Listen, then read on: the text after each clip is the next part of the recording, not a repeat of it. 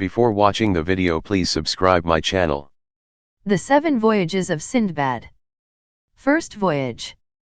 I had inherited considerable wealth from my parents, and being young and foolish I at first squandered it recklessly upon every kind of pleasure, but presently, finding that riches speedily take to themselves wings if managed as badly as I was managing mine, and remembering also that to be old and poor is misery indeed, I began to bethink me of how I could make the best of what still remained to me.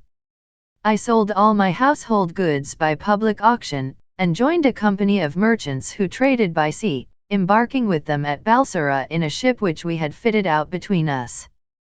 We set sail and took our course towards the East Indies by the Persian Gulf, having the coast of Persia upon our left hand and upon our right the shores of Arabia Felix. I was at first much troubled by the uneasy motion of the vessel, but speedily recovered my health, and since that hour have been no more plagued by seasickness. From time to time we landed at various islands, where we sold or exchanged our merchandise, and one day, when the wind dropped suddenly, we found ourselves becalmed close to a small island like a green meadow, which only rose slightly above the surface of the water. Our sails were furled, and the captain gave permission to all who wished to land for a while and amuse themselves. I was among the number, but when after strolling about for some time we lighted a fire and sat down to enjoy the repast which we had brought with us, we were startled by a sudden and violent trembling of the island, while at the same moment those left upon the ship set up an outcry bidding us come on board for our lives, since what we had taken for an island was nothing but the back of a sleeping whale. Those who were nearest to the boat threw themselves into it, others sprang into the sea, but before I could save myself the whale plunged suddenly into the depths of the ocean, leaving me clinging to a piece of the wood which we had brought to make our fire.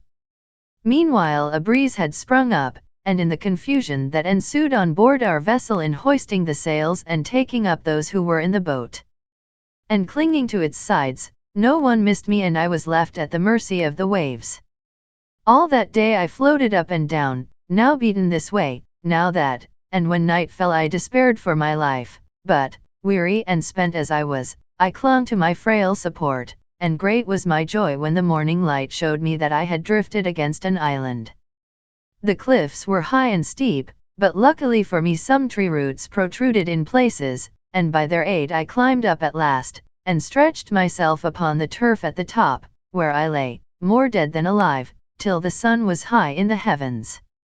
By that time I was very hungry, but after some searching I came upon some eatable herbs, and a spring of clear water, and much refreshed I set out to explore the island. Presently I reached a great plain where a grazing horse was tethered, and as I stood looking at it I heard voices talking apparently underground, and in a moment a man appeared who asked me how I came upon the island.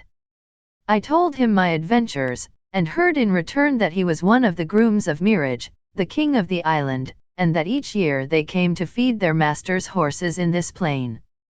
He took me to a cave where his companions were assembled, and when I had eaten of the food they set before me, they bade me think myself fortunate to have come upon them when I did, since they were going back to their master on the morrow, and without their aid I could certainly never have found my way to the inhabited part of the island.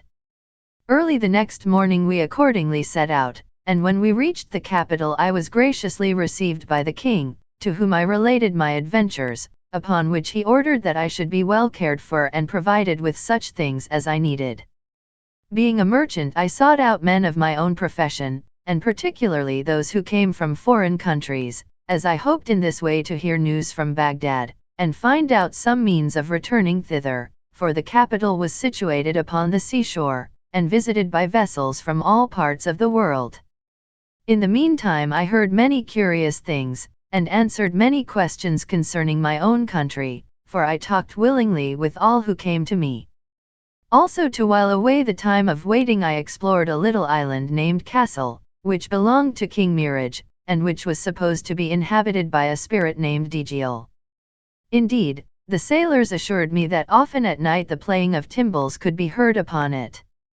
However, I saw nothing strange upon my voyage, saving some fish that were full 200 cubits long, but were fortunately more in dread of us than even we were of them, and fled from us if we did but strike upon a board to frighten them. Other fishes there were only a cubit long which had heads like owls. One day after my return, as I went down to the quay, I saw a ship which had just cast anchor, and was discharging her cargo, while the merchants to whom it belonged were busily directing the removal of it to their warehouses. Drawing nearer, I presently noticed that my own name was marked upon some of the packages, and after having carefully examined them, I felt sure that they were indeed those which I had put on board our ship at Balsara. I then recognized the captain of the vessel, but as I was certain that he believed me to be dead, I went up to him and asked who owned the packages that I was looking at. There was on board my ship, he replied, a merchant of Baghdad named Sindbad. One day he and several of my other passengers landed upon what we supposed to be an island, but which was really an enormous whale floating asleep upon the waves. No sooner did it feel upon its back the heat of the fire which had been kindled, than it plunged into the depths of the sea. Several of the people who were upon it perished in the waters, and among others this unlucky Sindbad. This merchandise is his, but I have resolved to dispose of it for the benefit of his family if I should ever chance to meet with them. Captain, said I am that Sindbad whom you believe to be dead, and these are my possessions. When the captain heard these words he cried out in amazement, Lackaday! And what is the world coming to? In these days there is not an honest man to be met with. Did I not with my own eyes see Sindbad drown, and now you have the audacity to tell me that you are he? I should have taken you to be a just man, and yet for the sake of obtaining that which does not belong to you, you are ready to invent this horrible falsehood. Have patience, and do me the favor to hear my story, said I. Speak then, replied the captain, I am all attention. So I told him of my escape and of my fortunate meeting with the king's grooms, and how kindly I had been received at the palace. Very soon I began to see that I had made some impression upon him, and after the arrival of some of the other merchants, who showed great joy at once more seeing me alive, he declared that he also recognized me. Throwing himself upon my neck he exclaimed, Heaven be praised that you have escaped from so great a danger. As to your goods, I pray you take them, and dispose of them as you please. I thanked him, and praised his honesty, begging him to accept several bales of merchandise in token of my gratitude, but he would take nothing. Of the choicest of my goods I prepared a present for King Mirage, who was at first amazed, having known that I had lost my all. However, when I had explained to him how my bales had been miraculously restored to me, he graciously accepted my gifts, and in return gave me many valuable things.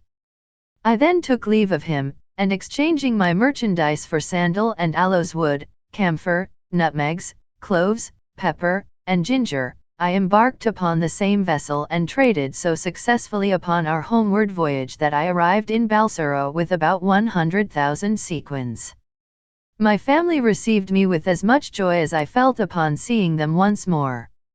I bought land and slaves, and built a great house in which I resolved to live happily, and in the enjoyment of all the pleasures of life to forget my past sufferings. Here Sindbad paused, and commanded the musicians to play again, while the feasting continued until evening. When the time came for the porter to depart, Sindbad gave him a purse containing 100 sequins, saying, Take this, Hindbad, and go home, but tomorrow come again and you shall hear more of my adventures. The porter retired quite overcome by so much generosity, and you may imagine that he was well received at home, where his wife and children thanked their lucky stars that he had found such a benefactor. The next day Hindbad, dressed in his best, returned to the voyager's house, and was received with open arms. As soon as all the guests had arrived the banquet began as before, and when they had feasted long and merrily, Sindbad addressed them thus: My friends, I beg that you will give me your attention while I relate the adventures of my second voyage, which you will find even more astonishing than the first.